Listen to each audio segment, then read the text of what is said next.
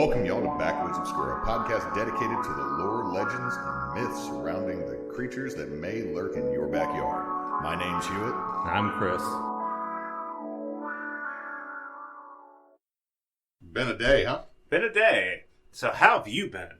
I have been pretty solid. That's good. Had friends over. Not me, though. No, you came over later, and we set up everything for the game that'll run tomorrow, which I think might help with some of the sound dampening in the room. Maybe. We have currently set up a fantasy tavern in your dining room / play area / gaming room. It's mostly dining room and gaming room, and then my computer is... Yeah, in the corner, nestled there, like a little bit of shame, just sitting there. But yeah, we've spent like a couple hours setting this up, so maybe the sound will sound better because of all the dampening. Yeah, maybe. But had Jed, Amaris, and the kids over. AJ came over, so I had a house full of children. The little girls had all the fun in the world talking to and trying to hold and play with the baby until she needed a diaper change, and then they bounced. And the boys, that's usually how it is with babies. It's like, oh, they're so cute until they take a shit, and you're like, okay. Yeah. And then Jed and Amaris' two boys were like, Transformers! And then the youngest one, who's like 3, was upset when he had to put everything up and go home. He's like, but I want to play. It's like, you need a nap. No, I don't. Yeah, you do. Your tone lets me know. Like, just listening to Amaris mess with her kids is, like, wonderful. The cadence goes down, and the kid's like, I don't need a nap. Yeah, that Daisy kind of situation. But no, I've had a great day. Because kids over here, friends coming over. Just hanging out. Sounds like you said you had hot dogs. Yeah, grilled hot dogs. That was fun. Good. Yeah. Like anything grilled, like you can throw anything on the grill and it's like, this is good. Not plastic. Not plastic. I mean, we already have enough microplastics in our system. This is true. But what'd you do today? Did you go fishing again? We went fishing again. We still haven't caught anything. We're still trying to catch things. Ruby is... She's getting a little bit impatient with it. She likes it because it's like a respite away from just our usual day-to-day stuff, usual drama. But also, she just really wants to catch stuff. Also, she is really scared of killing fish. I learned this today because we finally decided to use live bait. And we got crickets and we got minnows. And with the crickets, I just didn't want to use crickets because I didn't want to catch bluegill. I've been trying to catch crappie. I probably shouldn't be as like picky when I haven't caught anything, but like I'm like, you ever focus in on something? It's like I really want to do this one thing. Yeah, that's kind of how I am with fishing right now. It's like I really want to catch a crappie. I haven't done it yet. Apparently, they're in their spawning, so I stuck with minnows because minnows are apparently really good.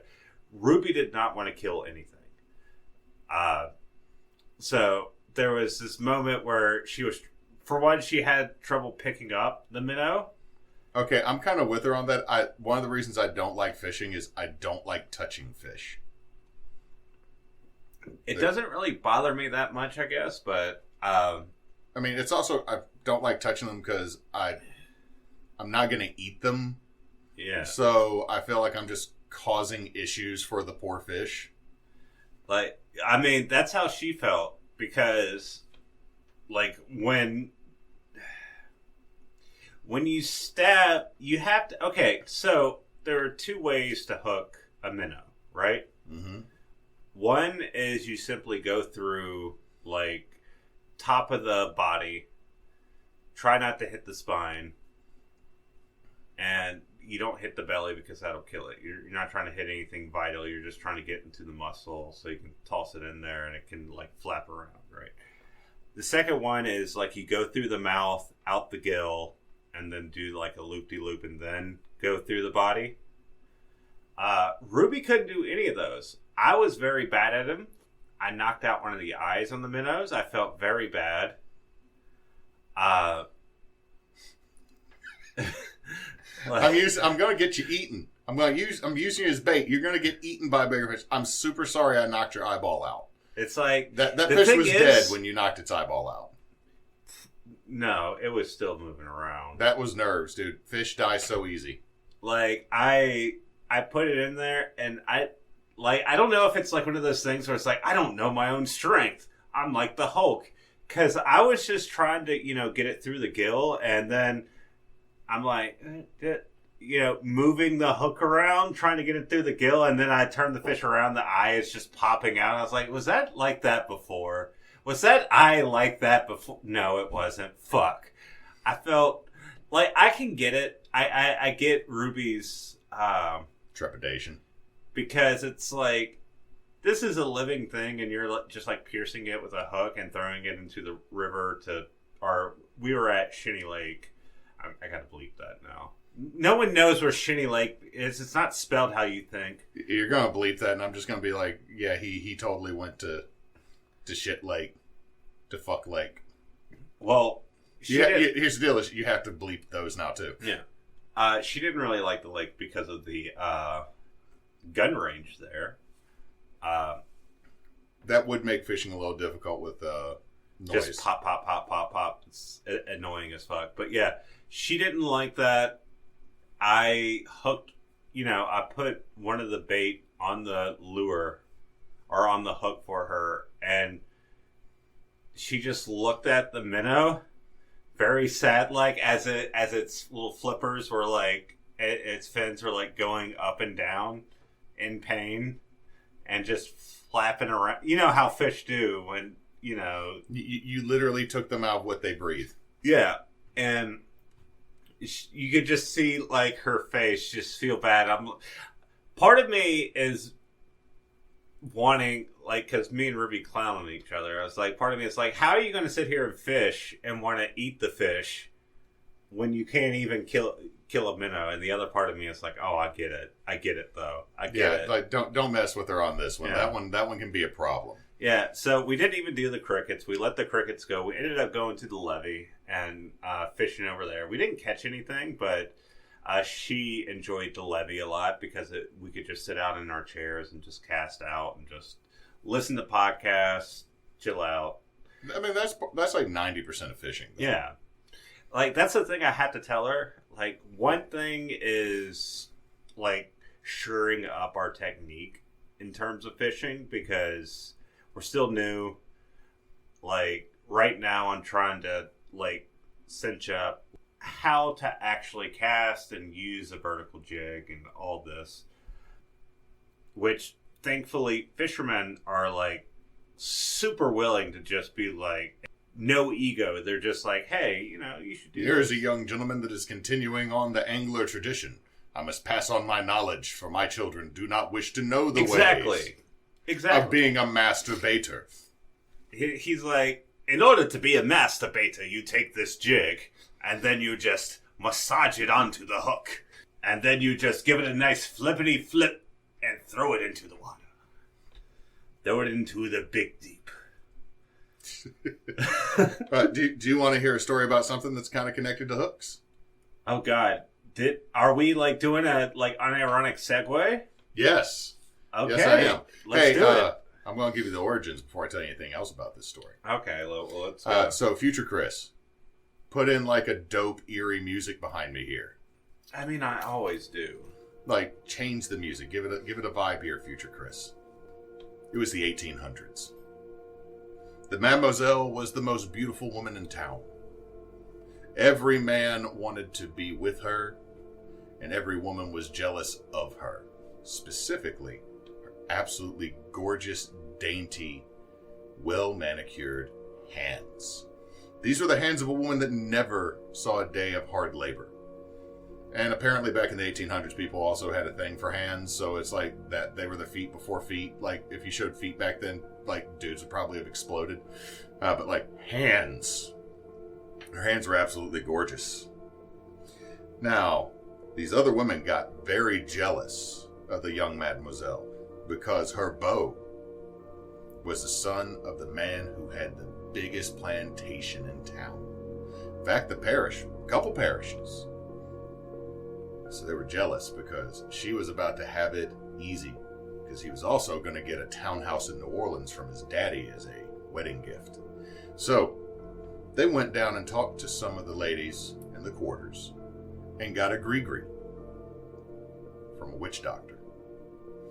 Now, explain a gree-gree. Gree-gree is a potion or a potus. We mentioned it. We mentioned it briefly in another episode, I believe, or I might be thinking of research I did. But a gree-gree is basically a potion. And they convinced the young mademoiselle this was the newest, finest soap from old gay Paris. And she took it and she washed her hands with it, her dainty, delicate little hands. Oh, no, I think I know where this is going. And what happened is she went to sleep. And when she woke up, her fingers had grown into these long, carrot-like, noduled, knotted, knuckled, hooked, clawed, liver-spotted, wrinkled, and hairy monstrosities. Did she get the king's hands? No, she did not get Charles's sausage fingers.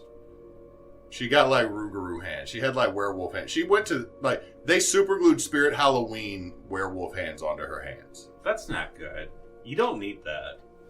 And her beau just could not be seen with a woman that he said had the hands of an orangutan. How would he even get the ring he bought her that was a size 6 in the finger? So, think about that, half the size of one of your finger. Of my fingers. So the okay, I'll get into that here in a second with one of my problems with some of the backstory. So he couldn't marry her. The ring wouldn't fit on her now monstrous, gnarled hands that were so unladylike. He's going to have to go talk to Chancey down the road. Because her hands were the second best in town. Again, okay, wait. Hand thing. Let me finish the story, though. So, distraught from all this, she hid in her family's attic. Because she could not be seen with these nasty, gnarled, used to be dainty, beautiful hands. And if you hear me repeating all this, it's how some of these stories were written. And so then the house burned down. And she was in the attic because... She was in the attic? And nobody goes and gets anybody down out the attic. And now she's a ghost. Oh, okay. Known as Madame Grand'Duits. Also Lady Longfingers or Lady Big Fingers. Lady Big Digits. That's a name. That is the background compiled from a bunch of different stories. I just didn't give anyone a name. I just can't help but think about the fact that there is an era where people were sitting there like, I'm going to marry this person based on how good their hands look. Well, to be fair, that probably never actually happened. Because this is a story meant for children, because Madame Grand'Duit, or Lady Longfingers, is a boogeyman.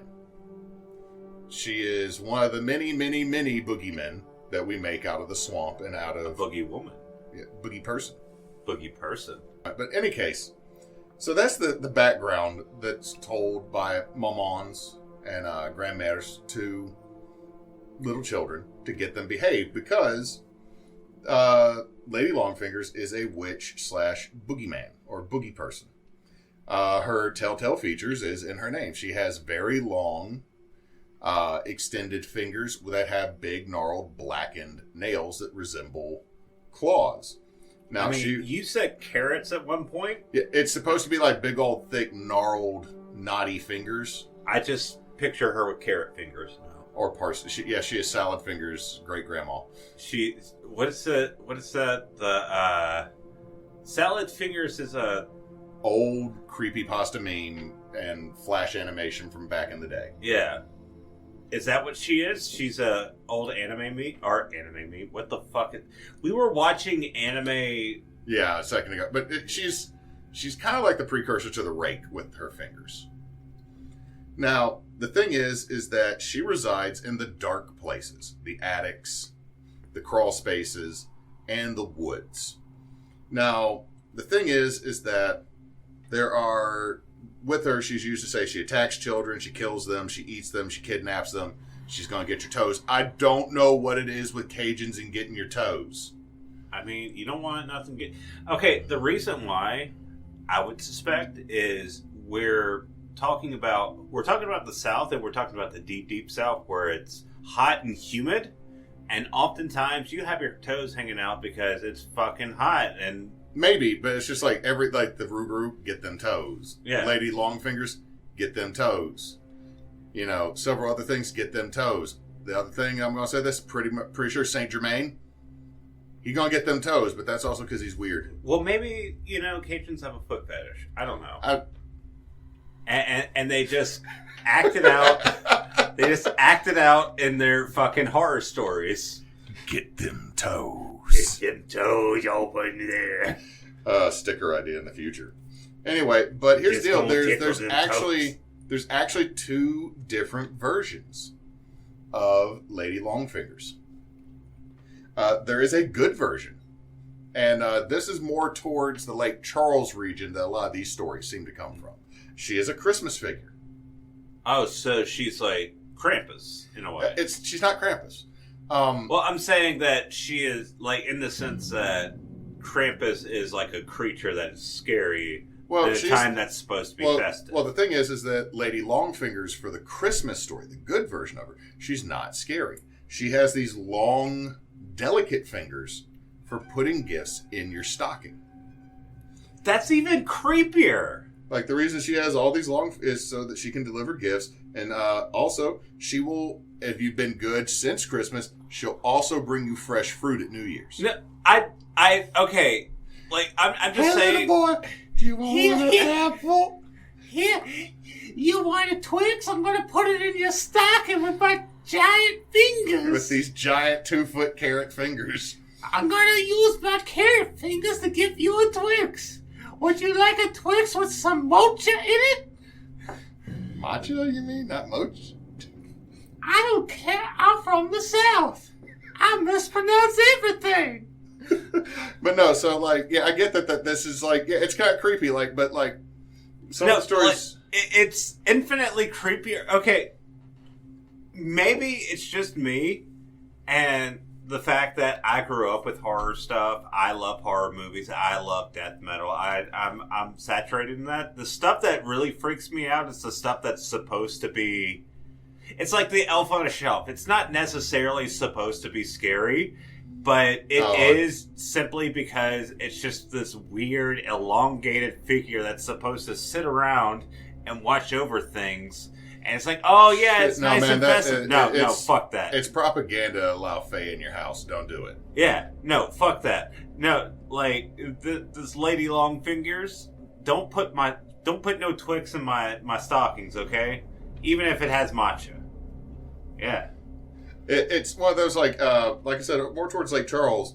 And, like, there's one lady, I was reading her response, and, like, she's not from here. So, her husband was working offshore. And he made a joke, Lady Longfingers is going to come by. And he had ordered something for her. And so what does she do in the modern era? She goes to Google.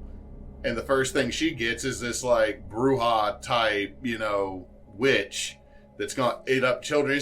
She's like, what the fuck is this supposed to be with Christmas? He's like, no, she's a Christmas figure. Like, she gives you gifts. And she's like, nah, I went and looked online. It's like, oh, that's all the old people on the eastern half of the state. They don't know what they're talking about. It's a tradition that she's for Christmas. And she's like you. Like, I don't want no, like, long finger coming and dropping stuff in my stocking for Christmas. So, that's the good version. Also, again, she comes back and gives you fruit at New Year's.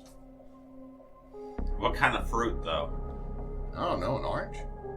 I like an orange. Well, to be fair, back in the day, like an orange in winter, would probably be pretty rare. Be a little bit of a delicacy. I mean, no, I'll fuck up an orange any time of the year, though. I know, but we live in a modern era where you can get strawberries in December. I love me some strawberry. I love fruit. I know you don't like fruit. No. My children do, which makes me immensely happy that they don't have my food texture issues. But let's talk about the bad ones.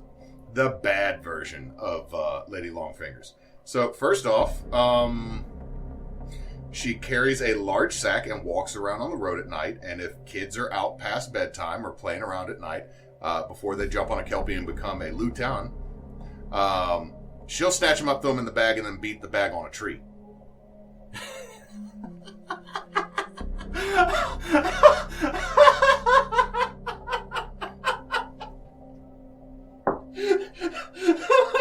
Are you okay?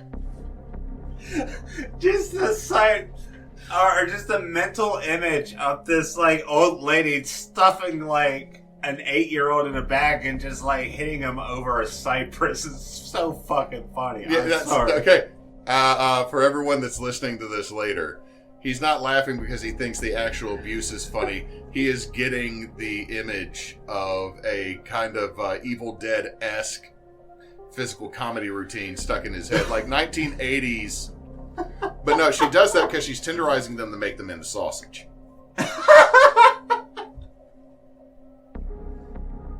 This is a fairy tale boogeyman, my man. You're gonna have to edit out so much laughing. Fuck. Okay. Yeah. I don't know what else to say. So she'll stick them. I'm sorry. It's like, okay. You weren't like, expecting that, were you? It's not the harming of children that is funny. It's the fact that it's like, I'm just gonna beat this person in a bag over a cypress and then make him into a sausage. You gotta turn it into an andouille. No, Get into the pot. You're gonna go in my gumbo. She makes boudin more with it. Oh, boudin's really good, though. I mean, I guess that makes sense with humans. I mean, we are long neck. Yeah, but with it, it's one of those that it was, they like, some of the stories I saw was like, most of them was she shoves them in a sack, she goes off into the woods, and you never see the kids again. She's like, she just pops out of the woods, gotcha, bitch. But no, some of the ones is like, got really graphic, like one was my mama told everybody that if we were out playing at night, Lady Longfingers would get us, put us in a bag, and beat us until we were sausage meat. And I'm like, you gonna beat us into this? Now, the thing is, I love the comment that was right underneath that one. The fuck was wrong with your mama? Let's see. Also, kids just should, if you were playing anywhere at night and you saw an old lady, that was more than likely her. Also, again, going back to this, she had a toe necklace. A toe necklace. A toe necklace made out of baby toe or little kid toes and baby toes. Oh, I thought I'm a fucking idiot. I thought you meant like she had like a toe ring or something like that. Like it's like the 1990s, my dude. She's listening to the Spice Girls, grabbing kids in a bag and making sausage. If you want to beat my level, pow!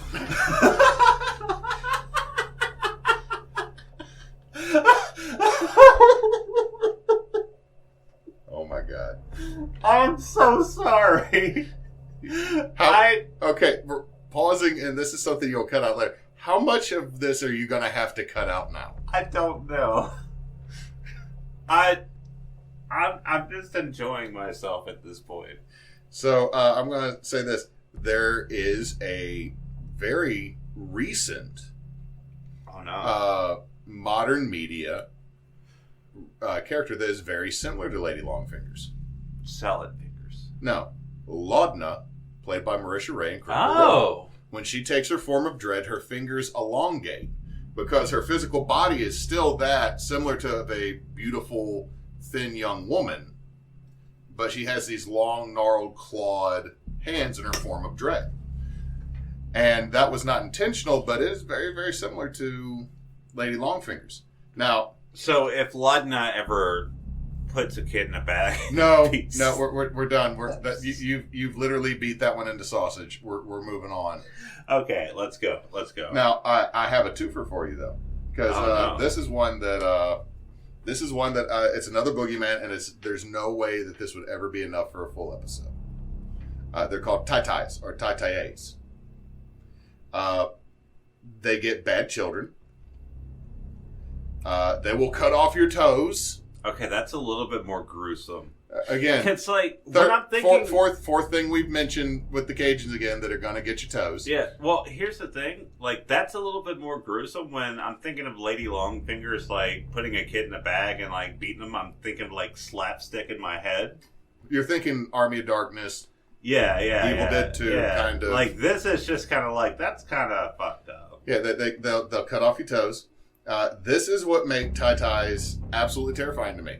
They are a 3-foot long cockroach that flies. Oh no! So they're like an actual water bug. Yeah, but okay, you know the thing that we call roaches. Yeah. That, but 3 foot long, and sometimes is described to have a human face. I don't like that. No, that's I couldn't find a ton of it other because this is like when I was growing up, my dad would say the deals would get you. Like he would just say like that noise, like that two little thing, and they would get you. Never said what they were, but if you weren't in bed, they'd get you. If you're playing where he can't see you, they'd get you. And that made me think of the tai-tais. But the thing with this, like someone's like the tai-tais would get you, and like you as a little kid, the fuck's a tai-tai? And then like you finally ask, and like, oh, it's like a giant like cockroach, like as big as you, and you're like, it's like a fucking rad roach with like Nicolas Cage's head on it. No, it's the meme of Nicolas Cage.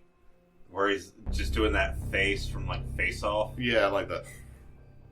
Well, they can't see. No, I know, I'm just doing that for you. Or, you know, it's Nick Nolte. Or Gary Busey. Oh, Gary Busey face. Gary Busey, giant cockroach? That's scary. That's how you get those toes cut off, them teeth. But no, like, that's all I found on the tai-tais is like, they would say the tai-tais will get you, the tai-tais will get your toes. And then, like, I found a description, like, the first one was, it's a flying monster. I'm like, okay. This one said, it's a 3-foot flying cockroach. I'm like, okay, that's bad. It's a 3-foot flying cockroach with a human face. And I'm like... Yeah, no, don't think. I don't need this Faustian nightmare. The shit that we will say to kids to get them to, like... Okay, so this one is actually, like, pretty scary. Like, the evil Lady Longfingers that puts kids in bags, turn them into sausage. I thought that was funny because it's just ridiculous. There's so much of a fairy tale trope. Yeah, and with this, it's ridiculous. Like, a 3-foot roach with a person's head is ridiculous.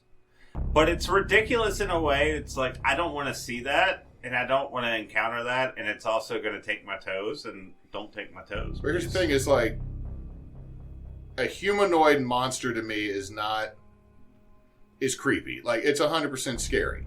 But like, like Lady Longfingers is something we've heard about. She's not an unusual boogeyman. It's a witch with big pointy claws that tries to eat you. Yeah. Or turns you into sausage. Or Boudin specifically. Or brings you Christmas gifts and gives you fruit at New Year's. You see, and that version is scarier to me than the actual... like cannibal witch ghost thing. I think my brain is fucked up. I think I'm just... But here's the deal is, the tai-tai is 100% scary to me because you're like a little 2-inch roach that'll get into your house. Like I mentioned tai-tais to Jed when he came by earlier. He goes, everybody's brave until that little bastard flies.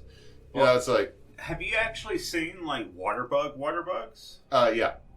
I have. Like, those things are fucking scary as hell. But I'm just saying is, a 3-foot flying cockroach, I'm like, okay, a 2-inch cockroach flies, and, like, I watch people in the hallway at my school bolt.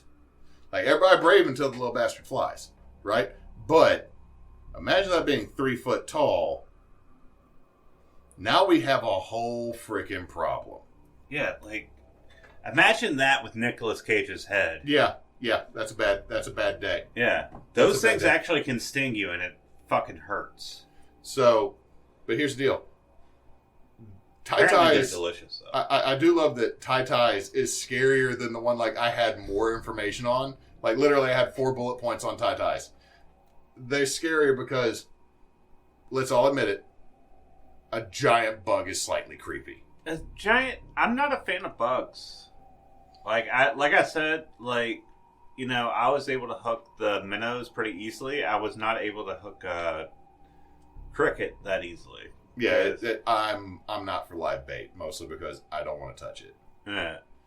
Like, I don't mind the fish. I kind of mind the cricket. So I mean, but those are the boogeymen I got for you tonight. That was really fun. I enjoyed every bit of it. I especially enjoyed the sausage making process. Yes, we everyone. I'm gonna make boudin out of you. Me plus the rest of the internet in a couple weeks have all heard you say this now. It's just like that's going to be my next D&D hag. It's just going to be her going, "Hey, get over here in my bag. I'm going to make boudin out of you. I'm going to have you in a crawfish boil." Okay, yeah, you gotta stop. You're about to like move into like borderline. Anyway, thank you for listening. If you are indeed enjoying this, we are Backwoods Obscura. We come out every Tuesday on most podcatchers. We also do stuff on Team Bonus Action. If you want to talk about Team Bonus Action for us, yeah, Team Bonus Action is a charity D&D group that we have been doing for a couple years with people from across Mississippi and Texas, and sometimes Alabama. So kind of a Deep South charity group. We will be back on Mondays here soon, and if you hear this, we usually play Mondays, alternating Wednesdays and Sundays, and have a couple podcasts. You can find us at Team Bonus Action on Twitch, Facebook, Instagram, Blue Skies, Threads. You can also find us at bonus_team on Twitter or our website created by our very own Frecky V, teambonusaction.com. Very good. Also, the charity we are currently partnered with at the time of this recording is the Trevor Project. If you can donate, please do. Our charities usually are associated with reading, trans youth, cancer research, and the Children's Miracle Network of hospitals. So, we might not always be child-friendly in language, but we want to make sure the next generation gets the care they need. Exactly. Hey, and, drive safe. Have a good day, night. Drive to work, as you said. Wherever you are, I hope you're having a good time. Hey, and have a good poop. God damn it, Hewitt.